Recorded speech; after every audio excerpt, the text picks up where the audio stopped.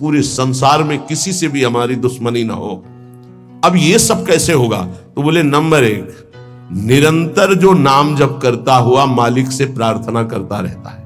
मालिक कौन? अपने इष्ट से, कि हे प्रभु मुझे ऐसी सामर्थ्य दो कि कोई भी विषय मुझे परास्त न कर पावे और पूरे संसार में मेरा किसी से भी द्वेष न हो। अद्वेष्टा सर्वभूतानाम, गीता जी भी कह रही, अद्वेष्टा सर्वभूतानाम, किसी भी भूत प्राणी के प्रति हमारा द्वेष दोष भाव ना हो। पहला, निरंतर नाम जप और प्रभु से प्रार्थना। इसमें लिखा है मालिक से प्रार्थना, अपने स्वामी श्री हरि से, इष्ट से प्रार्थना कि मुझे ऐसी सामर्थ्य। प्रार्थना में बहुत सामर्थ्य है। अरे बहुत सावधानी की जरूरत है। किसी के प्रति जरा सा भी दोष चिंतन, जो भजन जिनका एक तार चलता है, बड़ी बाधा खड़ी हो जाती है। श्री रूप गोस्वामी जी लीला चिंतन कर रहे हैं, उसमें दिखाई दिया कि प्रियाजू पुष्प चयन कर रहे, ये पुष्प तो लालजू गोदी में उठा लिए, प्रियाजू ऐसे पुष्प का गुच्छा ले रहे, एक हाथ से डाल पकड़े हुए। लालजू ने देखा कि सुरक्षित डाल पकड़े प्रियाजू नजदीक की छोटी कुंज में, तो छोड़ दिया, तो प्रियाजू ऐसे और लालजू आनंदित हो रहे हैं। पूज्य श्री रूप गोस्वामी को भी हंसी आ गई कि लालजू को ऐसा विनोद सूझा। इस समय अत्यंत सुकुमार प्रियाजू डरप रही हैं। फिर लालजू ने अपनी गोद में ले लिया, फिर उनका शमन हुआ। जिस समय वो हंस रहे थे उस समय एक संत जा रहे थे जो लंगड़ा के चलते थे ऐसे ऐसे, और वो ऐसे अर्ध निमीलित नेत्रों में ऐसे हंस रहे थे। उनको दृष्टि गई कि अरे भगवान ने मुझे लंगड़ा बनाया है तो हंस रहे हैं। हम तो समझ रहे थे बहुत बड़े महापुरुष हैं और ये हमारी हंसी कर रहे हैं, ऐसा कैसे हो सकता है? हाँ ना, हमारा प्रारब्ध भोग है ना, हमारा पैर ऐसा है इसलिए हंसी का पात्र में। बड़े अंदर से दुखी हो गए, चले गए, लीला बंद हो गई उनकी। अब आप बताओ, उन्होंने सोचा नहीं, देखा नहीं, वो तो प्रिया प्रीतम को देख रहे थे। बड़े विकल हुए जब लीला बंद हो गई, तो फिर पूज्य श्री सनातन गोस्वामी से चर्चा की, क्योंकि दोनों महापुरुष की हमारी लीला बंद हो गई। उनका एक ही उपाय, वैष्णव अपराध बन गया। वो वैष्णव अपराध, किसी वैष्णव को अभद्र बोले या दुख पहुंचाए, ऐसा संभव ही नहीं। महाप्रभु चैतन्य देव की कृपा से ऐसा संभव ही नहीं है। कैसे ऐसे? उनका है तो वैष्णव अपराध। अब ये विचार हुआ कि कैसे जाना जाए, कि किससे अपराध बना, कैसे जाना जाए? जब किया ही नहीं प्रकट में तो जाना कैसे जाए? तो बोले कोई वैष्णव दुखी हो गया है तो वैष्णव सेवा की जाए, आसपास के जितने संत सबको निमंत्रण दिया जाए, पता चल जाएगा, सबकी जूठन पाई जाएगी, तो शायद पुनः अपराध कोई हुआ हो जाने अनजाने में तो उसका मार्जन हो जाएगा। ऐसा हुआ। आसपास के सब संतों को निमंत्रण दिया गया वैष्णव। जे ही उनके पास निमंत्रण गया तो नाराज होके बोले, पहले तो उपहास करके हंसी उड़ाते हैं, फिर निमंत्रण देते हैं, हमें नहीं जाना। तुरंत सूचना आई कि वो नाराज है। अरे तुरंत गए पूज्य श्री रूप गोस्वामी जी और कहा, प्रभु कब हमने आपका उपहास किया? तो उनका आप प्रभु प्रभु आप कर रहे हो। उस दिन हम जा रहे थे और जैसे हमारा भगवान ने पैर ऐसा कर दिया है तो झटका मार के चलते हैं, तो आप हंस रहे थे। तो उनका मुझे तो याद ही नहीं कि आप कब निकले और हम कब हंसे। तो उन्होंने समय बताया कि अमुक दिन उस समय। अच्छा अच्छा, तो उनका प्रभु ऐसे बतानी नहीं चाहिए, पर आप नाराज हैं इसलिए बता रहा हूं। प्रभु उस समय में लीला देख रहे थे। प्रियाजू पुष्प चयन करने की, तो लालजू गोद में उठा के वो पूरी घटना बताई और कहा, अगर ऐसा भाव में हम हंस रहे तो आप उसी समय निकल रहे होंगे, आपको ऐसा लगा, तो प्रभु आपके लिए नहीं था, आप क्षमा कीजिए। वो तो प्रियालाल तो चरणों में गिरे जो दूसरे वैष्णव थे और कहा, अरे आप जैसे महापुरुषों के प्रति हमारा दोष भाव बन गया, क्षमा करो। वो राज तत्काल लीला प्रारंभ हो गई, तत्काल। अब आप विचार करो, जब दोष नहीं है वैष्णव दुखी हो गए तो लीला रुक गई। फिर अगर केवल स्वीकृति की हाँ ये गलत है, वो गलत कर रहे हैं तो भी हाँ गलत है नहीं, और भगवान की लीला भगवान जाने। नहीं आप बताओ कि ये गलत है कि सही, नहीं तो हम कोई जज है क्या? जिनके सारे हम चल रहे उनके सारे वो चल रहे, उनसे पूछो जाके, चले जाओ राधा राधा राधा। कभी किसी का फाइनल करने के नहीं, तस्मात् शास्त्रम तो तुम्हारा। ये बहुत सूक्ष्म विषय में इसलिए वर्णन किया, बहुत सूक्ष्म विषय है, बहुत सावधान। नाम जापक भगवत प्रेम प्राप्ति के लिए इतनी सामर्थ्य जो अभी पीछे चर्चा हुई, उसके लिए निरंतर नाम जप और प्रभु से प्रार्थना कि किसी भी के प्रति हमारा तनिक भी दोष भाव न बनने पावे। प्रभु से प्रार्थना, वही सबके हृदय में बैठे हैं, वही आपको ऐसी सामर्थ्य देंगे। क्योंकि सृष्टि में आपके प्रति प्रतिकूल व्यवहार होगा, आपका उपहास करेंगे, आप नाना प्रकार के कटु वचन बोलेंगे, आपको सह जाना है, उनके प्रति कटु वचन नहीं करना, दोष भाव नहीं करना, नहीं अपनी भगवत प्राप्ति में बाधा आ जाएगी। ये सूक्ष्म विषय सब कोई नहीं समझ पाएगा, लेकिन उपासक जो भगवत प्राप्ति करना चाहते हैं, अपना भजन बचाना चाहते हैं, वो इस बात को अच्छे से पकड़े। दूसरा, जो दिनचर्या दी गई है उसमें आलस्य ना होना, भगवत प्रेम प्राप्ति या ऊंचाई पर चढ़ने के लिए जो दिनचर्या है, हमको ये नहीं देखना है कि अमुक साधक आता है कि नहीं आता है, अमुक नहीं आता तो हम भी नहीं आते हैं, ऐसा नहीं।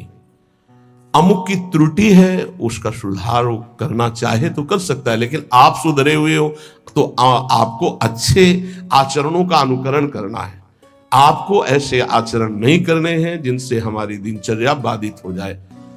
एक चीज और ध्यान रखना है, इसको बहुत विस्तृत रूप से समझा इसलिए रहे कि एक दिनचर्या है जिसके पास सेवा नहीं, गुरु सेवा, और एक दिनचर्या है जो गुरुजनों की सेवा में रहते हैं। उनसे हो सकता है जो भागवतिक दिनचर्या का आदेश दिया गया है वो ना हो, तो उनको असंतुष्ट नहीं होना, क्योंकि वो गुरु सेवा में है। सारी दिनचर्या का फल जो है वो गुरु प्रसन्नता है। तो अगर वो गुरु सेवा में, जैसे हमारी श्री जी की भोग सेवा में है, अब प्रातः बाल भोग से लेकर के शयन तक कितने भोग श्री जी को लगते हैं, अब उनमें उनको हो कि हमारी दिनचर्या तो नहीं।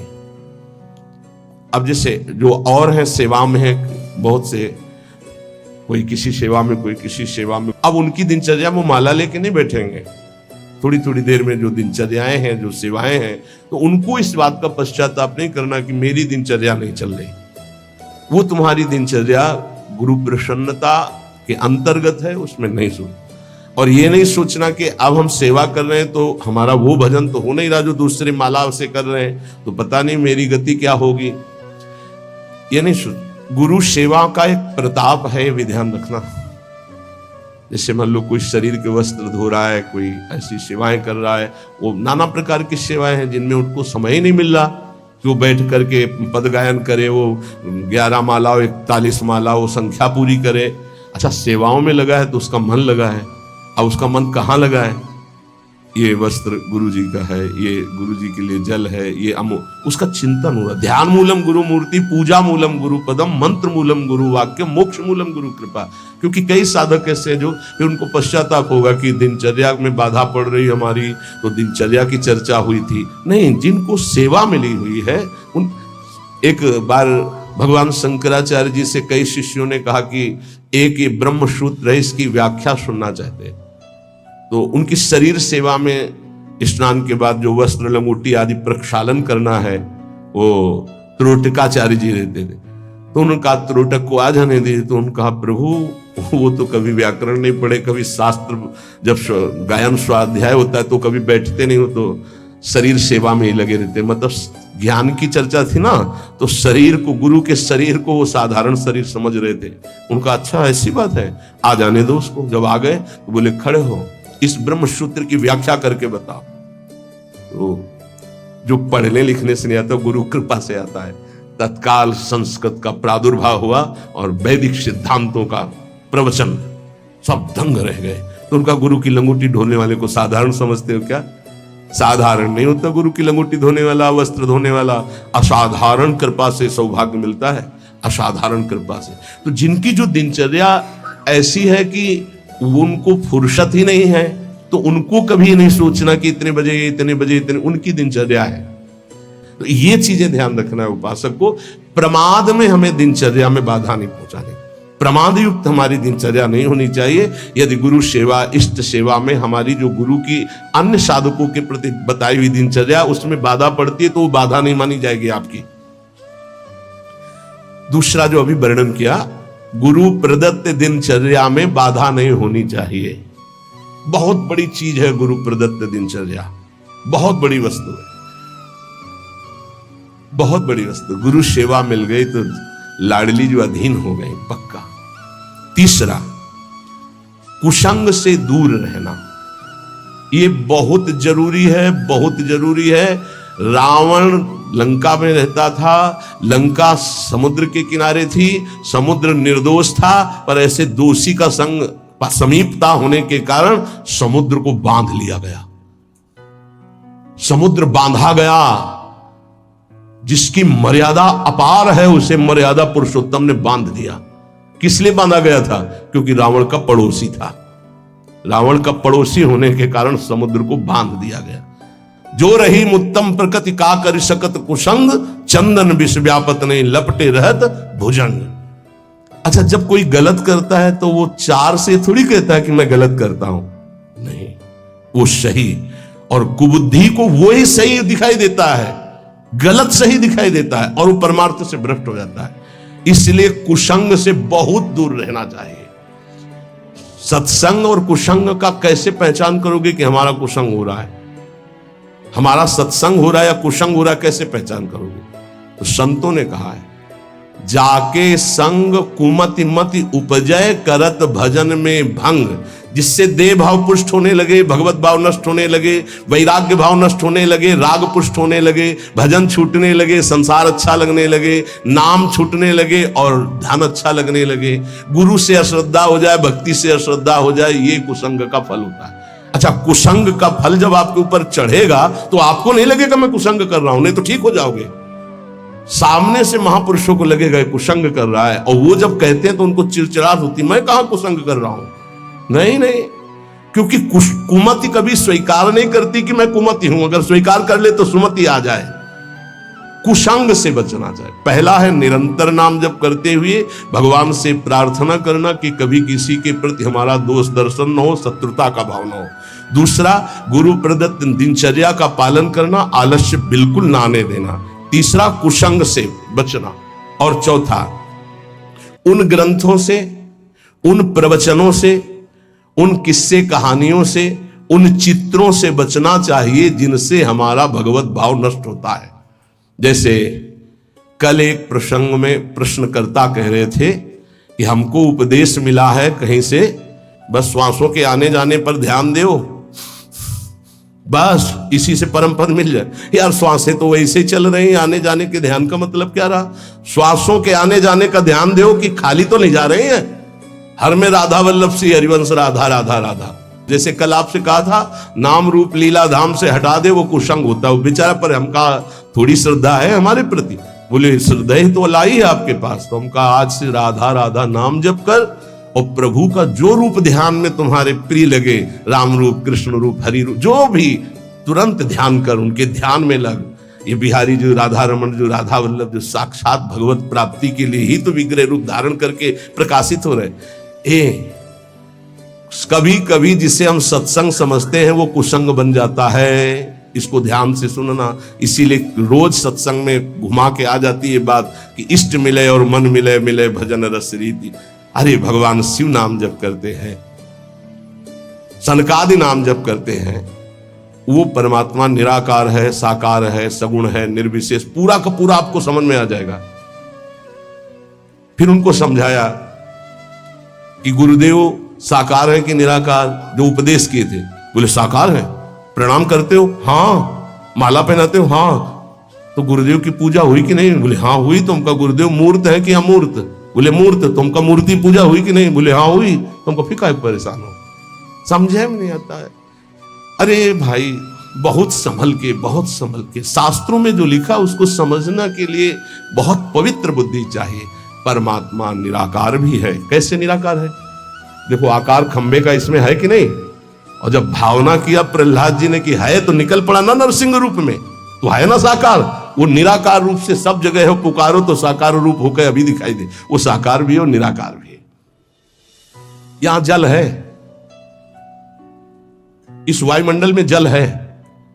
देखो भला कहां गीला हुआ। और एक मशीन है, जो उसको ऑन करके रखो तो एक कमरे में 3.5 लीटर 4 लीटर पानी 4-5 घंटे में निकल जाता है, और कमरे में कहीं बूंद नहीं है। मतलब जल है, वाणी है। वाणी का मतलब आकाश शब्द है, वायु है, अग्नि तत्व है, इन सब कुछ विराजमान है। लेकिन निराकार दिखाई दे रहा है ना, कहां दिखाई दे रहा है? सब साकार रूप में आ जाता है। वही साकार है, वही निराकार, कुछ अंतर नहीं। सबके हृदय में आकार ये देखो बाहर, और अंदर बैठा हुआ है निराकार। और पुकारो तो आकार रूप के लेके आ जाएगा, राम तो मर्यादा पुरुषोत्तम कमल नयन रूप धर करके वही आ जाए।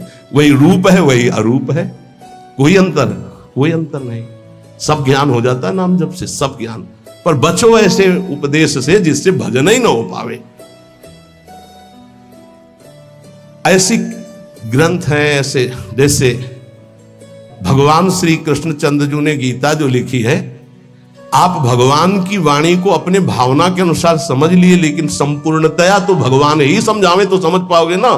सोई जाने जे देव जनाई। निंदा स्तुति के विषय नहीं है, पर यह बात है कि पूज्य श्री स्वामी राम सुखदास जी महाराज इतनी सरल भाषा में गीता जी का स्वरूप प्रकाशित किया कि मुझे लगता है कि अपने जैसे मंद बुद्धि वालों को भी भगवान की दिव्य वाणी समझ में आए। स्वामी जी का अवतार इसी बात के लिए हुआ था, गीता जी के लिए, श्री स्वामी राम सुखदास जी, कि साधारण से साधारण आदमी गीता के गूढ़ शब्द को, राष्ट्र को जान जाए। इतना बड़ा विस्तार से अमृत दे दिया गीता जी के भाव का। और ज्ञानदेव जी महाराज, एकनाथ जी महाराज, आद्य गुरु भगवान शंकराचार्य, जो बहुत से बड़े बड़े महापुरुषों ने गीता जी की टीका, हमें लगता है वो इन महापुरुषों की टीका के बाद अब हमको और कौन सा ज्ञान जानना बाकी रहेगा। एक बार एक सेवक वाणी श्री दामोदर दास सेवक जी की, नए नए हम थे तो हमको किसी ने दिया था कि पढ़ना। महाराज जी को हमारा ये काम था, गुरु जी से जांच करवाए बिना हम किसी, क्योंकि पता है कि जिस विषय के हमें तो हमारे प्रमाण लग, तो उनका महाराज जी वाणी जी प्राप्त हुई, वो किसी और। महाराज जी ने जो देखा ऐसे वाणी ली, तब किसी की भी लिखी हुई ऐसे लव, और तुरंत ऐसे फूल में लपेटा, बोले जाओ यमुना जी पधरा के आओ। और फिर ये वाणी आजीवन के लिए वो बस्ता में बंदी, लेकिन यही ये टीका जो लिखी हुई है ये पास गुरुदेव से, इसीलिए हम जितने भी साधक अपने, हमारे गुरुदेव ने जो पास किया है अर्थ, ये पूज्य श्री आचार्य चरण का। बस कोई भी हो गुरु से जो पास, बस वही। तो ये ध्यान रखना कि महापुरुषों ने जो टीका की है वो ऐसे अर्थ नहीं लिखा है। गुरुजनों की दृष्टि बहुत पैनी होती है, अपने बच्चे को कैसे बचाते हैं। ये उन ग्रंथों का अर्थ नहीं पढ़ना जिनको ब्रह्म प्राप्त, भगवत प्रेम प्राप्त महापुरुष प्रमाणित नहीं करते, उन ग्रंथों को नहीं पढ़ना बहुत ही भटकाव है। आपको सच्ची बता दें, वाणी जी को अपने अनुकूल करके अर्थ किया जाता है। वो महापुरुष जो क्षमता को प्राप्त है, चाहे गीता हो चाहे भागवत हो, हमारा किसी से अपनेपन वाला बात की बात नहीं कह रहा हूं। आज तक पूज्य श्री हनुमान प्रसाद पोद्दार जी महाराज के संपादन के किए हुए वाणी ग्रंथ में एक शब्द पर कभी संशय नहीं हुआ। आज तक पूज्यपाद उड़िया बाबा के उपदेश में कभी एक शब्द पर संशय नहीं हुआ। पूज्य श्री स्वामी राम सुखदास जी महाराज के एक शब्द पर संशय नहीं हुआ। जैसे पूज्य स्वामी जी का एक छोटी सी पत्रिका निकली थी ग्रंथ में, गुरु के बिना मुक्ति। स्वामी जी ने जो कहा उसके अंतर की बात समझ। स्वामी जी ने के पास इतनी शिकायतें पहुंची, रोना धोना और बड़ा विचित्र कोटि का। उस समय जिनके प्रति शिकायत हुई थी, तब स्वामी जी ने सभा में कहा था कि तुम जो सुन रहे हो, ये जगत गुरु श्री कृष्ण की वाणी सुन रहे हो, इसको मानो, इसी से तुम्हें परम पद मिल जाएगा। ऐसे बनाने की जरूरत नहीं है जहां ऐसी शिकायतें आ रही। स्वामी जी किस लक्ष्य को लेकर बोले थे? स्वामी जी किसी संप्रदायवाद को नहीं काटे, स्वामी जी किसी गुरु परंपरा को नहीं काटे। स्वामी जी के शब्द थे उस बनावटीपन के लिए, जो बनावटीपन से ठगा जा रहा है, लोगों के जो चित्तों की श्रद्धाओं का मर्दन किया जा रहा था। जब स्वामी जी के पास शिकायतें पहुंची, तब स्वामी जी ने वो बात कही कि ये जगत गुरु की वाणी है गीता जी, इसको सुनो, स्वीकार करो, जाओ। परम कल्याण ना हो जाए तो बताना, गुरु के बिना मुक्ति। गुरु बनाने की जरूरत नहीं, वचन सुनो, मानो और जाओ। कोई एक शब्द में उसको घसीटो मत इधर उधर, सीधे जिस प्रसंग से महापुरुष बोले उस बात को समझना है। तो हमको ऐसे ग्रंथ नहीं पढ़ने, ऐसी किताबें, ऐसे शास्त्रों की व्याख्या, ऐसे किस्सा कहानियां, ऐसे दृश्य, ऐसे चित्र, ये सब ना देखे जो भजन में बहुत बाधक है। पांचवा, किसी भी बहाने से जिसमें महिलाएं नृत्य करती हो वो दृश्य न देखे। भले कीर्तन हो रहा है, भजे भजन हो रहा है, लेकिन जिसमें माताएं बहनें नृत्य कर रही, बैरागी को देखने की जरूरत नहीं है। फिर और नौटंकी तमाशा और सीरियल और वेब सीरीज इनकी तो जरूरत नहीं है, बिल्कुल नहीं। कि खाली समय है, हम बड़ा मोबाइल है स्मार्ट, चाहे जितने स्मार्ट बनो माया से ज्यादा स्मार्ट नहीं हो, वैसी स्मार्ट गिरी में फंसा देगी तुम्हें, ये सारी स्मार्ट गिरी चली जाएगी। बहुत होश में। चेटक, नाटक, नाच, तमाशा, ये सब परमार्थ के लिए बहुत हानिकारक है। किसी बाहरी साधक से पूछा कि मोबाइल में आप, बोले बस गेम खेल लेते हैं। अरे यार, गेम खेलना है तो नाम का गेम खेलो, मंत्र का गेम खेलो, हाँ, वाणी जी का पूरा गेम खेलो। क्या शुरू करो उल्टा चतुरासी जी, आज वह देखिए तो प्यारी रंग भरी, छाण दे माननी मान मन धरी, नागरता की उल्टा गेम खेलो। अभी देखो आंसू आने लगेंगे तो ये गेम खेलोगे। अगला सूत्र प्रेम प्राप्ति के, अपनी निरख परख स्वयं करते हुए गुरुदेव से जांच करा ले। अपनी अंतर की वृत्तियों को देख ले, जहां कुछ संशय लगे तो जांच करवा ले कि ये वृत्ति सही है या गलत, जैसे बाहरी लोग आके कराते हैं। अब सबे खड़े ना हो जाए वहां जाके कि एकांतिक तुम वहीं से होने लगे। रोज सत्संग में यही तो जांच परख होती कि आप अपनी जांच कर लो। नहीं तो एक बार कहा कि अपनी दिनचर्या बना के आओ, तो इतने कागज आ गए, हम कहा कब तक हम इनको देखेंगे। दिनचर्या जांच, इंद्रियों का जब विषयों के प्रति आक्रमण होता है, एक वेग होता है, एक आकर्षण होता है, एक ऐसा जिसे तुम रोक नहीं सकते, उस समय तुम्हें जरूर संत संग में हो जाना चाहिए। उस समय बुद्धि काम नहीं करेगी। और जिस समय तुम्हारा केवल बुरा चिंतन बन रहा है, ये उस समय की बात है कि आक्रमण हो चुका है, अब तुम बच नहीं सकते। अब इसको संत संग से मिटाओ तुरंत, तुम अकेले नहीं मिटा पाओगे। और अगला जो है वो कह रहे जब तुम्हारा चिंतन गलत हो रहा तो नोच के फेंक दो, मिटा दो उस चिंतन को जो गंदा हो रहा है, नहीं तो आगे फिर वही दशा आ जाएगी। एकांत में इंद्रियां और मन साधक के ऊपर शासन करते हैं। उस समय साधक को अपनी इंद्रिय और मन की रखवारी करना है बस। इसलिए एकांत में भजन बहुत जरूरी है।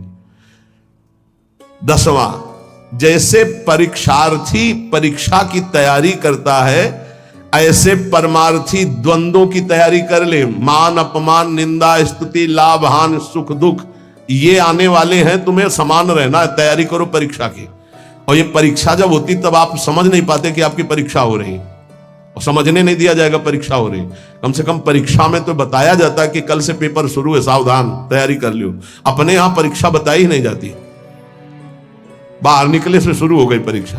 अब तुम्हारे दिमाग में नहीं कि परीक्षा है तो तुम उससे लड़ पड़े, फेल हो गए, नंबर कट गए। बिल्कुल हर समय कभी भी कहीं भी परीक्षा हो रही। ये बहुत बड़े महापुरुष हैं, कह रहे हैं कि जैसे परीक्षार्थी को अपनी परीक्षा की तैयारी करनी होती है, ऐसे परमार्थी को अपनी परीक्षा की तैयारी करनी। क्या? स्तुति, निंदा, मान अपमान, लाभ हानि, शत्रुता मित्र, ये द्वंद्व आएंगे, आपको उत्तर देना इनका, तभी आपकी द्वंद्वातीत अवस्था आएगी। तैयार रहो, रोने की जरूरत नहीं। उसने हमको ऐसा कह दिया, उसने ऐसा किया, उसने, तैयार रहो, परीक्षा हो रही। पर उस समय याद नहीं रहता कि परीक्षा हो रही, और जिसको याद रहता है बच के निकल जाता है। बड़े बड़े महापुरुषों को ये परीक्षा देनी पड़ती है, बड़े बड़े महापुरुषों को, ये मत समझो। हाँ, ये द्वंद्व आएंगे, आपको इनकी परीक्षा देनी, परमार्थी हो। और 11वां, इतना भजन कर लो कि तुम्हारे हृदय में मौत का डर खत्म हो जाए, मृत्यु का डर खत्म हो जाए। 2 प्रकार का डर होता है, एक विचार डर होता है और एक होता है सहज डर। सहज डर सबको होता है। सहज डर जैसे अपने लोग सत्संग में एकदम कोई चीख दे, एकदम ऐसे हो, इसे सहज डर कहते हैं। ये बड़े बड़े ज्ञानियों को, जीवन मुक्तों को भी होता है, पक्का होता है। जैसे अभी कोई कीक एकदम निकले तो एकदम ऐसे हो जाएंगे, अरे सुरक्षित हो, कोई ऐसा नहीं, पर यह सहज डर है। और एक होता है विचार डर। भक्तों में, ज्ञानी महापुरुषों में विचार डर नहीं होता। यही बात जो यहां लिखी है, एक बार स्वामी मग्नानंद सरस्वती जी सेनपुर में बट वृक्ष के नीचे कर रहे थे, तो एक विरक्त महात्मा आए थे, ज्ञानी। तो उनका स्वामी जी सहज डर कैसे हो सकता है, जब सहज स्वरूप में रहता है ज्ञानी, देह भाव में रहता है, तो सहज डर कैसे हो सकता है? हम आपकी बात नहीं मानते। विचार डर तो होता ही नहीं, लेकिन सहज डर भी नहीं होता। कोई संसारी आदमी वो देह भाव से ऊपर उठे। महात्मा को चौकी लगाओ, वो बड़े सिद्ध पुरुष थे, बड़े, देखो जो भगवत प्राप्त होते बड़े मस्त रहते हैं, बड़े मौजे, उनको किसी की परवाह नहीं होती। एक मस्ती ऊंची चौकी में बैठा, तो उनका कह रहे नहीं महाराज आप नीचे बैठे हैं। बोले आप इतना सुंदर ज्ञान की बात कहे, आपको चौकी ना मिले, बिराजो। बैठ गए। और उनको क्या पता कि सिद्ध महापुरुष लीला हो रही है। तो जो ही शुरू किए, तो जो गीध है या जैसे चील है, ये बड़े पक्षी होते हैं, तो एक चील ऐसे बैठा बरगद की सूखी डाल पे, वो खर खर खर ऐसे करती, जो ऐसे आए ऐसे हुए, चौकी के नीचे गिरे, चौकी ऐसे हुई ऐसे गिरे। अरे भाई चौकी संभालो संभालो, बैठो बैठो महाराज। ये कौन सा डर था? बम तो नहीं गिरा ना। अच्छा डार गिर रही तो कोई बहुत बड़ी तो गिर नहीं हो, आप देहातीत महापुरुष, डर कौन सा था? हंस दिए। उनका अच्छा अच्छा अच्छा अच्छा, अच्छे तो थे ही। उनका अच्छा अच्छा, परीक्षा हो गई। बोले इसे सहज डर कहते हैं, ये सबके ऊपर होता है। सहज डर सबको होता है, पक्का सहज डर। अचानक कोई आवाज हुई, सबको पता है, तो वो एकदम डर जाता है। वो डर नहीं है, वो सहज डर है। और एक है विचार डर। भक्त को विचार डर नहीं होता, तो कह रहे इतना भजन करो कि मृत्यु का डर खत्म हो जाए। खत्म हो गया मृत्यु का डर, मरने से जो डरने का भय है वो खत्म हो जाए, तब जानो कि अब हमारा थोड़ा भजन रंग लाया है। सबसे पहले मृत्यु का भय खत्म हो। देख लो, परख लगाओ मृत्यु का डर कैसे। अगर आज शाम तक डॉक्टर कहे कैंसर हो गया तो कैसा लगेगा? मृत्यु पर अगर विजय प्राप्त करनी है तो मृत्यु को याद रखना पड़ेगा। ये बात ध्यान रखो। जिसने मृत्यु को याद किया वो भगवान से चित्त जोड़ा, और जिसने भगवान से चित्त जोड़ा वो मृत्यु पर विजय प्राप्त कर लिया। मृत्यु ऐसी लग रही है, अब उसका उदाहरण तो कुछ है नहीं, पर ऐसे बता रहे जैसे ब्याह की तैयारी होती तो कैसा होता है। हर दोस्त से हाथ मिलाता है, हंसता हुआ, मैं मत फूला घूम रहा है। क्यों? क्योंकि उसका ब्याह होगा। लौकिक उदाहरण परमार्थ में फिट ही नहीं होता, पर वो कुछ फूलन जिसे कहते हैं, उत्साह जिसे कहते हैं, वो ऐसा कुछ समझो जैसे माँ के इकलौते बेटे का ब्याह तय हो गया और बारात की व्यवस्था बिल्कुल फिट तैयारी हो रही। उससे देखो नई साड़ी पहने मार फूली फूली जो घूमती है, नहीं घूमती।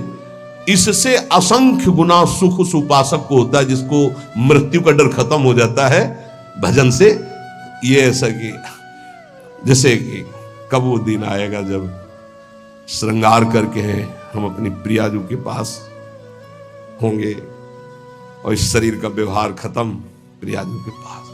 धन्य है वो घड़ी जिस दिन प्रियाजू की प्रगट समीपता सेवा की और प्रगट व्यवहार खत्म। इसका ऐसा आनंद होता है जैसे उस माँ को अपने बेटे के ब्याह में, उस बेटे को अपनी पत्नी के मिलन की चाह में जो सुख की एक फूलन होती है वो तो एक प्राकृतिक है। इससे अनंत गुना फूलन उपासक के हृदय में होती इष्ट से मिलने की, मिले हुए भी अनमिल।